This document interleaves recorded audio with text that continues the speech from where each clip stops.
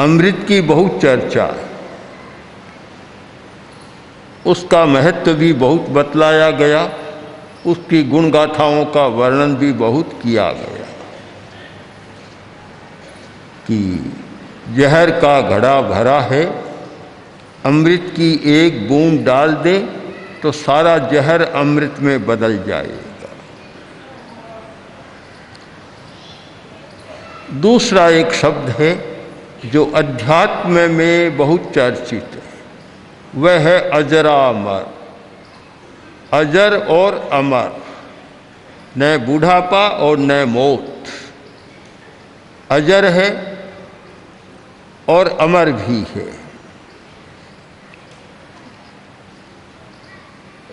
शक्र स्तुति में बतलाया गया, ऐरामरम ठाणम, अजरामर स्थान, वह स्थान मोक्ष जहाँ न बूढ़ापा है और न मौत है। व्यावहारिक जगत में भी, रासायनिक क्षेत्र में, आयुर्वेद में जहाँ रसायनों का वर्णन है, वहाँ भी इस शब्द कहता है, इस शब्द की चर्चा होती है कि अमुक रसायन का सेवन करो, आदमी बूढ़ा नहीं बनेगा। च्यवनप्राश आदि आदि जो रसायन है, वहाँ जानने को मिलता है कि बूढ़ापा दूर भाग जाता है और अमर हो जाता है, आदमी जल्दी नहीं मरता। विज्ञान के क्षेत्र में भी आज इस विषय पर खोज हो रही है। जेरेंटोलॉजी एक शाखा है, उसका काम है कि बूढ़ापा दूर कैसे रहे, आदमी जिए तब तक बूढ़ापा न आए, तो बूढ़ापे को दूर भगाने के लिए अनेक वस्तुओं की खोज की जा रही है। तो बुढ़ापा अच्छा नहीं लगता, आदमी बुढ़ापे से डरता है, अच्छा नहीं लगता। एक महिला के घुटने में दर्द हो गया, डॉक्टर को बुलाया, डॉक्टर भीतर जा रहा था, पति बाहर खड़ा था और डॉक्टर से बोला, डॉक्टर साहब एक बात का ध्यान रखना, और एकदम दवा के बिना ही ठीक हो जाएगी। उसने कहा चमत्कार है, कैसे हो जाएगी? आप ये बता देना कि ये बूढ़ापे का लक्षण है, अपने आप ठीक हो जाएगी। कोई भी स्त्री बूढ़ा बनना नहीं चाहती। डॉक्टर भीतर गया और पूछा क्या बात है कि ये दर्द है घुटने का, ये सारा है। डॉक्टर ने कहा ये तो बुढ़ापे का लक्षण है। उसने कहा नहीं नहीं, मैं बूढ़ी नहीं हूँ, चले जाओ, मुझे दवा नहीं लेना। बूढ़ा बनना नहीं चाहता, अजर, बुढ़ापे से मुक्त रहना चाहता है और मरना भी नहीं चाहता, अमर बनना चाहता। अमर, कितनी खोजें हुई है कि आदमी अमर कैसे बने। वैज्ञानिक क्षेत्र में एक प्रक्रिया है हिमीकरण की। हिमीकरण, एक जिंदे आदमी को बर्फ में सुला दिया और कहते हैं 100 वर्ष, 2 वर्ष, 400 वर्ष बाद जब चाहो तब उसको जिला दिया जाएगा। यह हिमीकरण की प्रक्रिया अमरता की दिशा में चल रही है। आदमी ऐसे प्रयोग भी करता है कि मरूं नहीं मैं, नहीं मरूं मैं, मरूं नहीं, ऐसी भावना भी करता है। अजर भी होना चाहता है और अमर भी होना चाहता है, किंतु इतने प्रयत्नों के बाद भी आदमी बूढ़ा हो रहा है। बूढ़ों की संख्या बहुत बढ़ रही है आज की दुनिया में, और अमर भी हो रहा है। जल्दी नहीं मर रहा है, प्रतिशत बढ़ा है, किंतु फिर भी मर रहा है। दोनों हो रही है। स्तुतिकार का वक्तव्य यह है कि प्रभु अमृत समुद्र में से निकला था पौराणिक बात है, जब श्री कृष्ण ने समुद्र का मंथन किया, 14 रत्न निकले, उनमें एक था अमृत। अमृत निकला वहाँ से, जहर भी निकला, अमृत भी निकला। तो समुद्र में से निकला, स्तुतिकार कहते हैं कि प्रभो आपके गंभीर हृदय समुद्र से, आपका हृदय समुद्र इतना गंभीर है, और समुद्र जितना गंभीर होता है उसमें से उतने ही बढ़िया रत्न निकलते। तो आपका हृदय समुद्र इतना गंभीर है, और उसमें से जो निकलता है, आपकी जो वाणी निकलती है, उसे लोग कहते हैं अमृत है, वाणी अमृत है। बहुत सुंदर बात कही गई है कि दुनिया में सबसे बढ़िया कोई अमृत है तो वह वाणी है। दोनों दृष्टियों से, व्यवहार की दृष्टि से देखें तो मधुर वाणी अमृत का काम करती है, कटु वाणी जहर का काम करती है। और इसको दार्शनिक या तात्विक दृष्टि से देखें तो वाणी में बहुत शक्ति होती है। हमारी शक्ति के 3 मूल स्रोत माने गए हैं, जहाँ से कि शक्ति बाहर जाती है। ऊर्जा का वही निस्सरण होता है, एक आँखें, दूसरा हाथ की अंगुलियाँ, हाथ पैर की अंगुलियाँ, और तीसरा हमारी वाणी। वाणी के साथ ऊर्जा का प्रवाह होता है। और इसीलिए कुछ ऐसे वक्ता होते हैं कि जिनका भाषण सुनने में बड़ा रस आता है। कुछ ऐसे अच्छे गायक होते हैं कि जिनकी वाणी और जिनका स्वर आदमी को मोह लेता है, और ये सांप को भी मोह लेता है। सांप भी मुग्ध होता है संगीत के माध्यम से। तो वाणी में भी अमृत है, पीयूष है। स्तुतिकार कहते हैं कि प्रभु आपके गंभीर हृदय समुद्र में तो अमृत पैदा हुआ, और वह अमृत वाणी के माध्यम से बाहर निकल रहा है। इसलिए लोग कहते हैं कि आपकी वाणी क्या है, सुधा रस है। सुधा रस एक लब्धि होती है, अमृतस्राविणी, क्षीरस्राविणी, अमृतस्राविणी लब्धि है। आदमी बोलता है जब, श्रोता को ऐसा अनुभव होता है मानो अमृत ही झर रहा है, बाहर आ रहा है, मुग्ध हो जाता है, पता नहीं चलता। और जब अमृतस्राविणी या क्षीरस्राविणी लब्धि का प्रयोग होता है, उस समय सुनने वाला व्यक्ति देशातीत और कालातीत हो जाता है। राजा आचार्य के पास आया, आकर बोला, महाराज आप बता रहे हैं कि देवों की आयुष्य बहुत लंबी है, हजारों हजारों लाखों लाखों वर्ष से भी ज़्यादा उनकी आयु है। क्या इतने समय तक वे बेचारे परेशान नहीं हो जाते, थक नहीं जाते? 100 वर्ष में भी बहुत लोग कहते हैं कि बस अब तो जीने से दाप गए।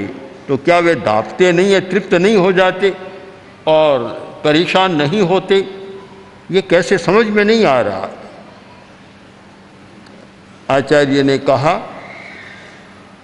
कि बोलो अभी रहना है, जाना नहीं? महाराज उपासना करनी है और मुझे इसका समाधान आपसे लेना है।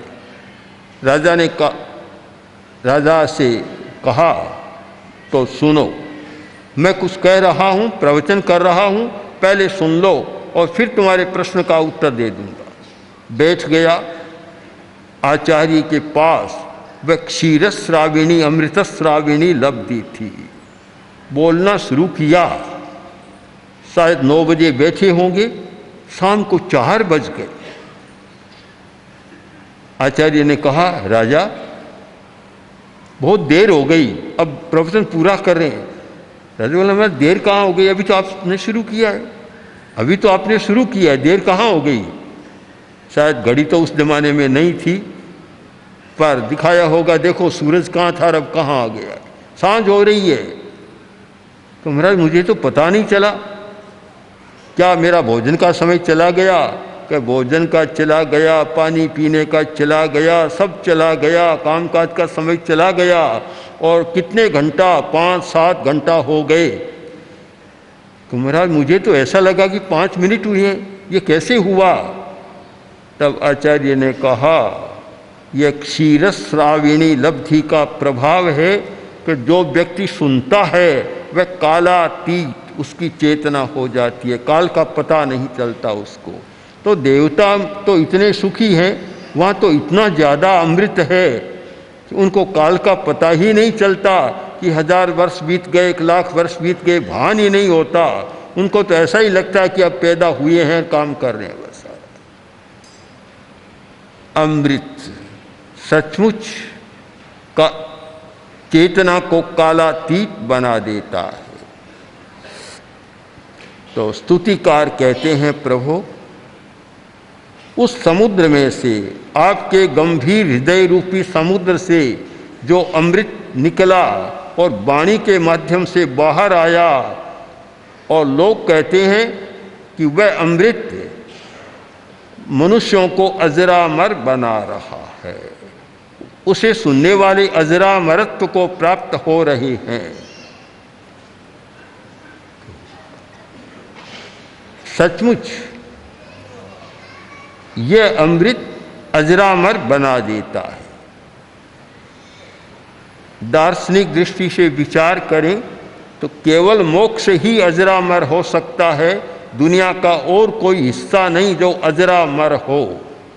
देव का नाम तो अमर है, संस्कृत शब्दकोश में देवों का एक नाम है अमर, पर वे भी मरते हैं, मरते तो है ही, कोई जिंदा नहीं रहते।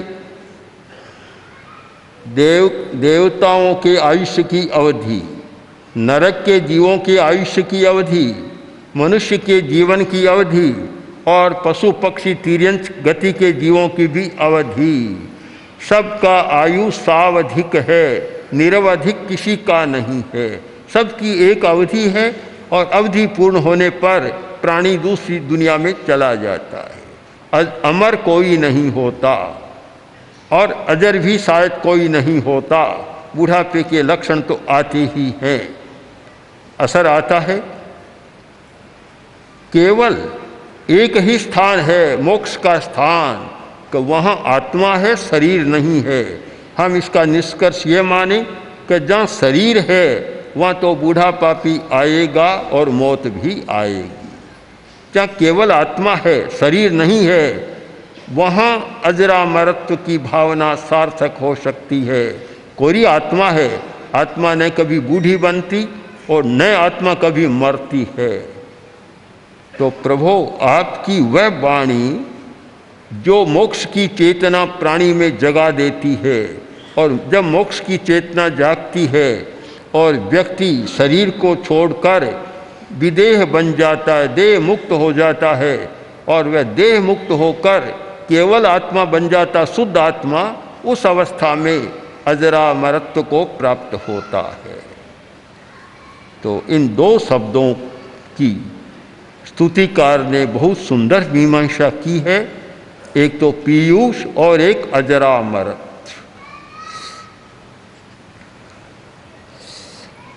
इससे आगे एक और अतिशय, यह वाणी का अतिशय जो अमृत तुल्य वाणी होती है, और एक अतिशय है, ऐसा माना जाता है कि तीर्थंकर के पास प्रवचन के समय देव खड़े रहते हैं और चमर डोलाते हैं, चमर का बीजन करते हैं, चमर का डोलन होता है। तो ये सब जानते हैं कि चमर है, उसे ऐसे करते हैं, ऊपर आता है, नीचे जाता है, ऊपर आता है। यह नीचे ऊपर जाने की प्रक्रिया है। स्तुतिकार ने इस पर ध्यान दिया कि ये क्यों, कि नीचे से ऊपर आता है, ये क्यों? कवि प्रकृति का अध्येता होता है। प्रकृति के सूक्ष्म रहस्यों को एक कवि सहृदयता के साथ जितना पकड़ता है उतना दूसरा आदमी नहीं पकड़ पाता। वैज्ञानिक भी सूक्ष्म रहस्य को पकड़ता है वह यंत्रों के माध्यम से, किंतु कवि अपनी काव्य की कल्पना और चेतना के द्वारा सूक्ष्म रहस्य तक चला जाता है, गहराई तक चला जाता है। तो स्तुतिकार महान कवि हैं। उन्होंने कहा, स्वामिन सुदूर मौनम्य समुत्पतंतो। ये चंवर एक बार नीचे झुकते और फिर ऊपर उठ जाते, ऊपर उठते। ये क्यों? कारण बतलाया कि ये स्मयी नतिम विदधते मुनि पुंगवाय। जो पार्श्व प्रभु को नमस्कार करते हैं और नमस्कार करने के लिए झुकते हैं, उनकी ऊर्ध्व गति हो जाती है। चंवर नीचे ही नीचे नहीं जाता, बस ऊपर आ जाएगा, क्योंकि आप महान हैं। आप में वह विशेषता है कि दूसरों के लिए भी ऊर्ध्व गति हो की बात आप कर देते हैं, नीचे नहीं रहते। एक चंवर की स्वाभाविक प्रक्रिया के साथ एक आध्यात्मिक गुण का आकलन किया गया है। चंवर की तो स्वाभाविक प्रक्रिया है। चंवर श्वेत होता है, सफेद होता है। इसका अर्थ हुआ कि प्रभु जो व्यक्ति नून ऊर्ध्वगतय खलु शुद्ध भावा, शुद्ध भाव से जो आपके पास आते हैं उनकी गति नीची नहीं होती, ऊर्ध्व गति हो जाती है। सफेद और शुद्ध भाव, शुद्ध भाव के लिए श्वेत रंग की तुलना बहुत महत्वपूर्ण है। हमारी 6 लेश्याएँ हैं, उनमें सर्वश्रेष्ठ लेश्या है शुक्ल लेश्या, सफेद रंग की लेश्या। 4 ध्यान है, आर्त ध्यान, रौद्र ध्यान, धर्म्य ध्यान और शुक्ल ध्यान। सबसे उत्कृष्ट और श्रेष्ठ ध्यान है सफेद रंग का ध्यान, शुक्ल ध्यान, शुक्ल वर्ण का ध्यान। यानी सफेद रंग सर्वोपरि माना गया है। अध्यात्म विज्ञान की दृष्टि से और रंग विज्ञान की दृष्टि से सफेद का बड़ा महत्व है। तो शुद्ध भावा व्यक्ति के भीतर भी दोनों प्रकार के भाव होते हैं। एक कृष्ण लेश्या का भाव, काले रंग का भाव, और एक शुक्ल लेश्या का भाव, शुद्ध भाव। तो जो व्यक्ति शुद्ध भाव वाला है वह ऊपर की गति में चला जाएगा, ऊंची गति में चला जाएगा। इधर तो चामर सफ़ेद रंग के हैं, जिनका बीजन हो रहा है, सफ़ेद रंग वाली हैं। एक कवि को इतना सुंदर उपमा का अवकाश मिल गया कि चामर नीचे जाते हैं और आपको नमस्कार करते हैं। नीचे जाने का अर्थ नतीम विदधते, वे नमस्कार कर रहे हैं आपको। एक और तो उनका भाव शुद्ध है, दूसरी ओर आपको नमस्कार कर रही हैं, और नमस्कार करने से भाव शुद्धि हो जाती है तो चमर भी ऊपर उठ जाता है। तो भला मनुष्य की क्या बात। जो आदमी शुद्ध चेतना के साथ शुक्ल ध्यान या शुक्ल लेश्या के साथ अस्मयी नतिम विदधते मुनि पुंगवाय, हे मुनि पुंगव, जिस मुनि पुंगव को, जिस पवित्र आत्मा को, जिस महर्षि तीर्थंकर को कोई आदमी नमस्कार करता है और उसका भाव शुद्ध है, उसकी भी गति ऊंची हो जाती है। यह तो बहुत जरूरी है कि अगर भाव शुद्ध नहीं है तो ऊंची गति नहीं हो सकती। अच्छी गति हो नहीं सकती, अच्छा विकास भी नहीं हो सकता। जब श्रेणिक से कहा गया कि तुम ये पुनर्जन्म में जो संकट आने वाला है नरक का, उससे वह तुम्हारा बच सकता है। कई कारण बताए। एक कारण बताया कि जो कुब्जा दासी है वह मुनि को दान दे तो तुम्हारा नरक टल सकता है। सैनिक ने कहा, ये तो मेरे हाथ की बात है, मेरी दासी है, कुब्जा दासी है, और मैं कहूँगा वैसे करेगी। वह आदेश दे दिया कि मुनि को दान देना है, और मुनि को आमंत्रित भी कर दिया, बुला दिया कि हमारे घर पर आपको भिक्षा लेना है। साधु आ गए, रसोई तैयार सामने पड़ी है, कुब्जा दासी दान दे रही है, और साथ साथ में एक मंत्र बोल रही है कि मैं नहीं दे रही हूँ, मेरी डोइला यानी मेरी करछी दान दे रही। भावी शुद्ध नहीं था, भावी नहीं था कि मैं नहीं दे रही हूँ, ये दान कौन दे रहा है, मेरी करछी डोइला दे रहा है, मतलब करछी दे रही है। जब भाव शुद्ध नहीं है तो चाहे तीर्थंकर के पास चले जाओ, चाहे किसी साधु के पास चले जाओ, चाहे किसी तीर्थ स्थान में चले जाओ, कहीं भी चले जाओ, अपना भाव शुद्ध नहीं है, उसकी ऊर्ध्व गति कोई कर नहीं सकता। ऊर्ध्व गति के लिए एक बहुत महत्वपूर्ण सूत्र है भाव शुद्धि। भाव शुद्धि, कोई व्यक्ति आसन का प्रयोग नहीं कर सकता, प्राणायाम का नहीं कर सकता, ध्यान नहीं कर सकता, कायोत्सर्ग भी नहीं कर सकता, साधना का विशेष प्रयोग नहीं कर सकता, लंबी तपस्या भी नहीं कर सकता, कुछ भी नहीं कर सकता।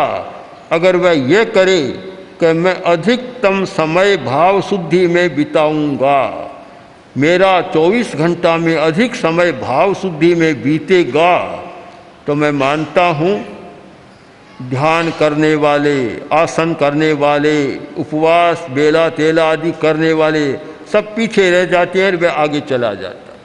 इतना बड़ा महत्व है भाव शुद्धि का। हमारा भाव शुद्ध रहे, भाव की निर्मलता रहे, सकारात्मक भाव रहे, कोई भी निषेधात्मक भाव का एक रहस्य भी उसमें न आए, ये भाव शुद्धि का महत्व है। तो प्रभु वे व्यक्ति जो भाव शुद्ध वाले हैं और आपको नमस्कार करते हैं, वे व्यक्ति निश्चित ही ऊर्ध्व गति वाले हो जाते हैं।